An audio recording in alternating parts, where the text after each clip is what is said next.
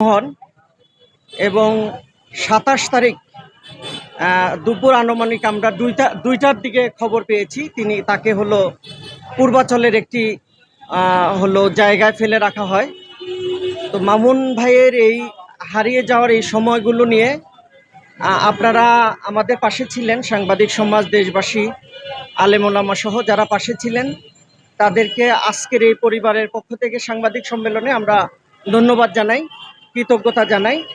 এই পর্যায়ে সাংবাদিক সম্মেলনে আপনাদের উদ্দেশ্যে লিখিত বক্তব্য পেশ করার জন্য অনুরোধ করছি। আমাদের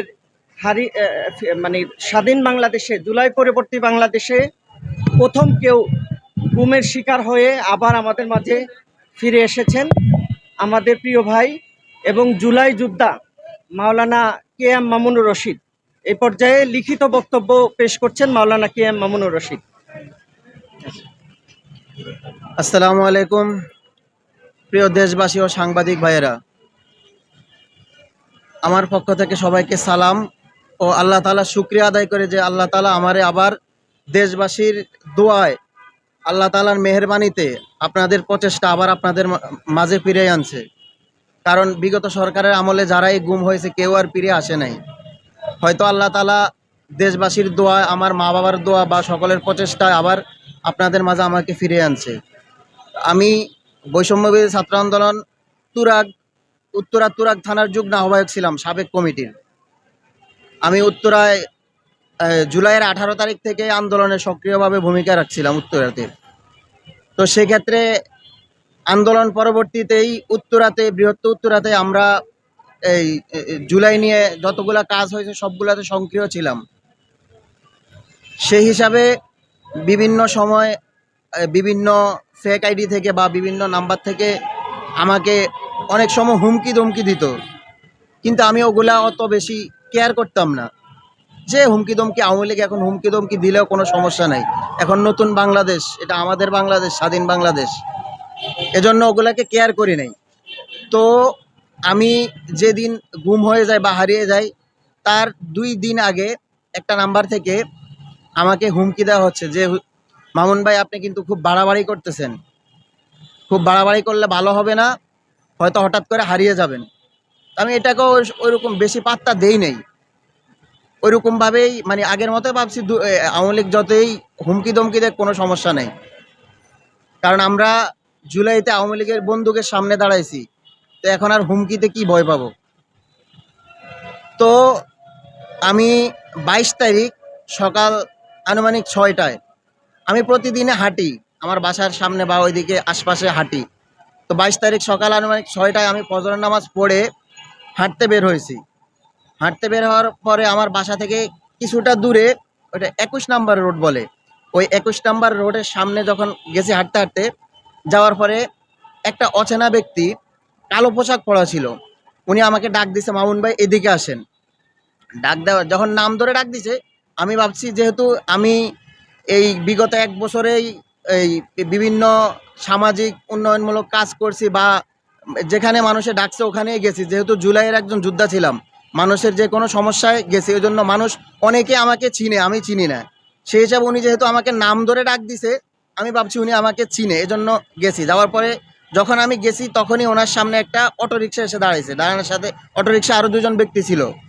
পরে উনি আমারে বলল, ভাই আমরা তো এই যে সামনে আমাদের ওখানে আবার কাঁচা বাজারের আড়ত আছে, বলল ভাই এখানে আমরা আড়তে ব্যবসা করি, কামারপাড়া কাঁচা বাজার, ওখানে আমরা ব্যবসা করি, প্রতিদিন আমরা সকালে এখান থেকে কাঁচা বাজার নেই, কিন্তু এখানে আমাদের চাঁদাবাজি হয়, চাঁদাবাজরা আমাদের থেকে সকালবেলা কেউ থাকে না, এজন্য চাঁদা নেই। আপনি তো বৈষম্য বিরোধীর দায়িত্বে আছেন, আপনি একটু গিয়ে বিষয়টা দেখবেন, আপনি দেখলে আপনি পুলিশকে ইনফর্ম করবেন।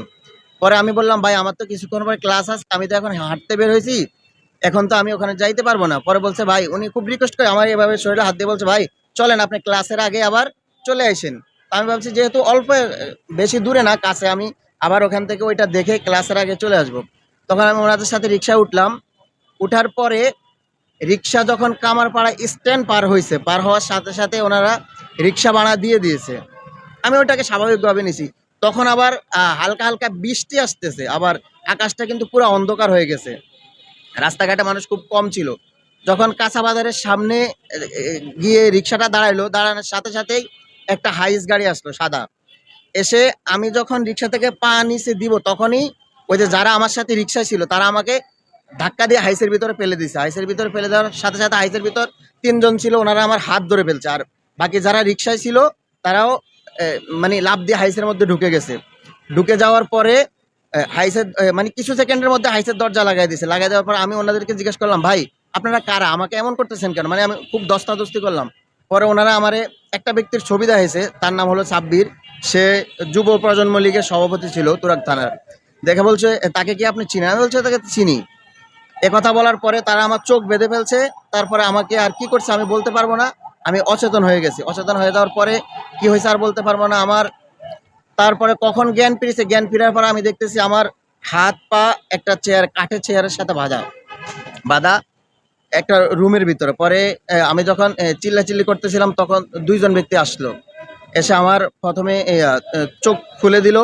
চোখ খুলে দেওয়ার পরে আমার মোবাইলের পাসওয়ার্ড জানতে চাইলো, যে আপনার মোবাইলের পাসওয়ার্ড বলেন। আমি মোবাইলের পাসওয়ার্ড তখন দিতে চাই যে আমি মোবাইলের পাসওয়ার্ড কেন দেবো। তখন আমার দাঁড়ি ধরে ওরা 3-4টা চড় মারছে আমার। তো আমি ভয়ে মোবাইলের পাসওয়ার্ড বলে দিছি। বলে দেওয়ার পরে তারা আমার মোবাইলের পাসওয়ার্ড মানে মোবাইলে যা কিছু ছিল সব কিছু দেখছে। তা আমি মোবাইলে কার সাথে কথা বলি, ফেসবুকে কি স্ট্যাটাস দেই, বা হোয়াটসঅ্যাপে কাকে কি পাঠাই, মেসেঞ্জারে কাকে ইনস্টাগ্রাম সব কিছু ওরা চেক করছে। চেক করা বলতেছে, তোর কাছে তো আওয়ামী লীগের সব ডিটেলস আছে, তাহলে তুই এই আওয়ামী লীগের সবগুলা ডিটেলস মিডিয়ারে দেস বা ফেসবুকে পোস্ট করিস। পরে আমি বলছি, ভাই দেখেন, আমি বলতে এমন না, আমি তো যারা জুলাইয়ে আন্দোলন আমাদের বিপক্ষে ছিল আমি তাদেরকে চিনি, যেহেতু আমি এলাকার স্থানীয়, সেই হিসাবে যাদেরকে চিনি তাদের ইনফরমেশন আমার কাছে আছে, এগুলো আমি সংগ্রহে রাখছি। একথা বলে তারা চলে গেছে। চলে যায়, আবার অনেকক্ষণ পরে আসছে।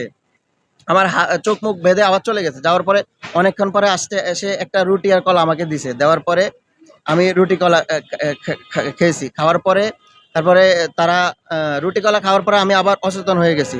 তারপরে আর কখন তারা মানে কত সময় গেল আমি আর বলতে পারলাম না। আবার তারা আসছে, এসে এই আমাকে আবার মানে ডাকছে ওরা। ডেকে আমাকে প্রথমে ইয়ে করছে, মানে লাথি দিয়ে চেয়ার থেকে ফেলে দিছে। লাথি দিয়ে চেয়ার থেকে ফেলে দিয়ে বলছে, কিরে তুই না বলছস তুই ছোট নেতা, এখন যে তোর জন্য চারিদিকে মিছিল মিটিং হয়, তাহলে তুই ছোট নেতা বলছস কা? পরে আমি বললাম যে ভাই আসলে আমি ওইরকম বড় কেউ না, আমি একটা মাদ্রাসা চালাই, আমি আলেম, আমি জুলাইতে আন্দোলন করেছি, এজন্য মানুষ আমাকে চিনে। একথা বলে তারা আমাকে মারধর করলো। মারধর করে তারপরে ওখান থেকে চলে গেল। যাওয়ার পরে তারপরে আবার কিছুক্ষণ পরে ওরা আসলো। এসে আমাকে আবার রুটি কলা খেতে দিল। রুটি কলা খাওয়ার পরে আমি তাদেরকে বললাম, ভাই আমি ওয়াশরুমে যাব। ওয়াশরুম ব্যবহার করে আসলাম। আসার পরে বেশিরভাগ সময় আমার ওখানে মানে আমি জ্ঞান ছিল না, তারা কি করছে না করছে আমি বলতে পারবো না। তো ওখানে আমার টর্চার করার মধ্যে ওরা আমারে কয়েকটা চড় মারছে, আর ওই যে কয়েকটা লাথি উষ্টা দিছে। আমি ওইভাবে আর কিছু মানে টর্চার তখন অনুভব করি নাই। তারপরে যখন সম্ভবত 4র্থ দিন বা 5ম দিন, আমি তো শিওর জানি না, ওরা আমার বলতেছে, তুই তো জামাত শিবির, তোর নামে জামাতের আমির পোস্ট দিছে, তুই তো জামাত শিবির, তোরে তো আমরা মেরে ফেলবো, তোরে ইন্ডিয়াতে পাচার করে দিব জঙ্গি বলে, জামাত শিবির এগুলা বলে মানে বিভিন্নভাবে ভয় দেখাতে থাকে। তার পরক্ষণে হাসনাত আবদুল্লাহ পোস্ট দিছে তোরে নিয়ে বিভিন্ন ধরনের পোস্ট দেয়, তাই তুই তো অনেক বড় নেতা, তুই জামাত শিবির, এগুলা বলে ভয় দেখায়, মেরে ফেলবে বা ইয়ে করবে। পরে এগুলা বলে তারা আমাকে আর কিছুই করে না, আবার চোখ বেঁধে চলে যায়। যাওয়ার পরে প্রায় 2-3 ঘন্টা পরে আসে। এসে আমাকে বলতেছে, ধর একটা রুটি দিছিল, ওই রুটিটা খা। তখন আমি বলছি, ভাই আপনারা তো আমার মেরে ফেলবেন, আমি আর খাবো না কিছু, মানে আমি তাদের সাথে জিদ ধরছিলাম। পরে আমাকে যদি না খাস তাহলে তোরে মেরে ফেলবো। তখন আমি রুটিটা খাওয়ার পরে আমি আর কিছু বলতে পারবো না। এরপরে আমি যখন জ্ঞান ফিরছে তখন আমি দেখি যে ওই সম্ভবত পূর্বাচল ওখানে একটা ওই যে মানে ঝোপের মধ্যে আমি কয়েকজন লোক আমাকে ডাকতেছে আর মুখে পানি দিচ্ছে। ওখান থেকে তারা আমারে যখন নাম জিজ্ঞেস করলো, আমি নাম বললাম, ওনারা বললো, ভাই আপনারা তো সারা দেশে মানুষ খুঁজতেছে। তো ওনারা আমার একটা মসজিদের সামনে নিয়ে গেছে, নিয়ে ওখান থেকে মনে হয় ওনারা 999 ফোন দিছে। এরপরে পুলিশ গিয়ে আমাকে উদ্ধার করে আনে, কুয়েত মৈত্রী হাসপাতালে আনছে। কুয়েত মৈত্রী হাসপাতালে আনার পরে তখন স্বাভাবিকত আমি আমার পরিবার বা সবাইকে দেখে একটু মানে খুব মানে জীবন ফিরে পাওয়ার মতো, তখন আমি সবার সাথে কথা বলছি বা ইয়ে করছি, কিন্তু আমার তখনও ওইরকম ব্যথা বা কিছু অনুভব হয় নাই। ওখান থেকে পুলিশ আমাকে হাসপাতাল থেকে নিয়ে আসছে। নিয়ে আসার পরে যখন আমার পরিবারকে পুলিশ আমাকে বুঝিয়ে দিল, ওই দিন রাত্রে পুলিশ পরিবারে বুঝিয়ে দিছে 10টার সময়। রাত্রে 11টা কিংবা 11:30টার সময় আমার প্রচণ্ড মাথা ঘুরান দিয়া বা শরীরের মধ্যে প্রচণ্ড ব্যথা শুরু হয়ে গেছে। এবার আমি চিৎকার দিয়ে কান্না করতেছি। আমার ওয়াইফ আমার ওই ভাইদেরকে ফোন দিছে, আমার শালারে, যে আপনার ভাইয়ের তো অবস্থা ভালো না। তো রাত্রের মধ্যে আমার পা সহ পুরা শরীর প্রচণ্ড ব্যথা করতেছে। এরপরে সকালে কয়েকবার মাথা ঘুরে অচেতন হয়ে পড়ে গেছি। পরে আমার ওয়াইফ তার বাইরে ফোন দিছে যে আপনার ভাইয়ের তো অবস্থা ভালো না। তোমার ওখান থেকে আমাকে অচেতন অবস্থায় বাংলাদেশ মেডিকেল নিয়ে যায়। উত্তরা বাংলাদেশ মেডিকেল নেওয়ার পরে তারা আমাকে হাসপাতালে ঢুকতেই দেয় নাই। মানে আমার ভাইদের ভাষ্যমতে তারা হাসপাতালে ঢুকতে দেয় না, যে এই রোগী আমাদের এখানে ট্রিটমেন্ট হবে না।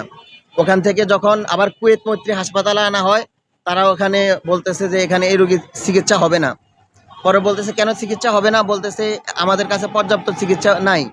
অনেক কথা পরে ওনারা ওখানে চিকিৎসা দিতে পরে রাজি হয়েছে। রাজি হওয়ার পরে আমি 3 দিন কুয়েত মৈত্রী হাসপাতালে ছিলাম। ওখান থেকে আমার শরীরের কোনো উন্নতি না দেখে তারপরে ওনারা রেফার করছিল ঢাকা মেডিকেল বা নিউরোসায়েন্সে।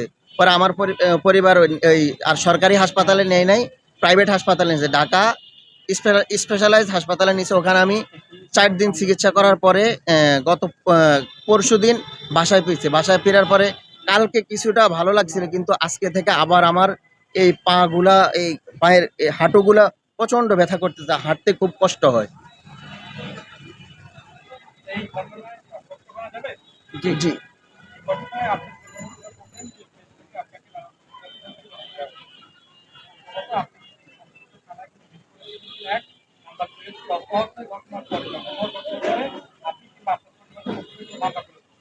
না, যখন হুমকি দিছে তখন মামলা করি নাই, কিন্তু আমাদের বৈষম্য বিরোধী আমার যারা সহযোদ্ধা ছিল তাদেরকে আমি ওগুলা জানাইছি। আর মামলা পরবর্তীতে যখন আমি হাসপাতালে ছিলাম, এই গত 4 দিন আগে হাসপাতালে থেকে মামলা করছি।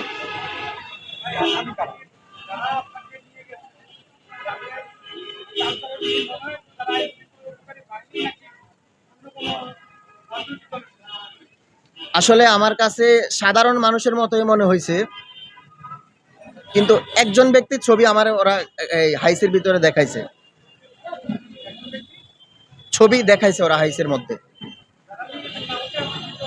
না, আমি কাউকে চিনি নাই।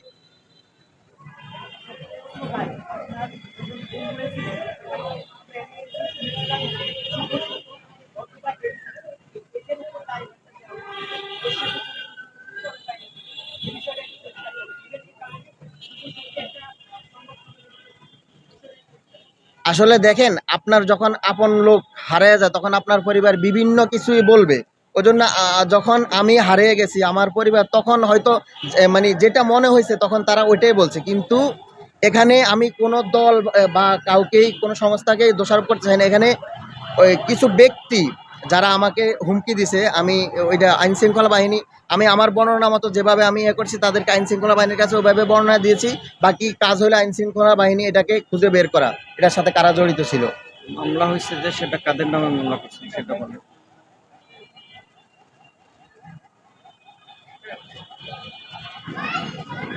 আপনাদের আর কোনো জানার আছে?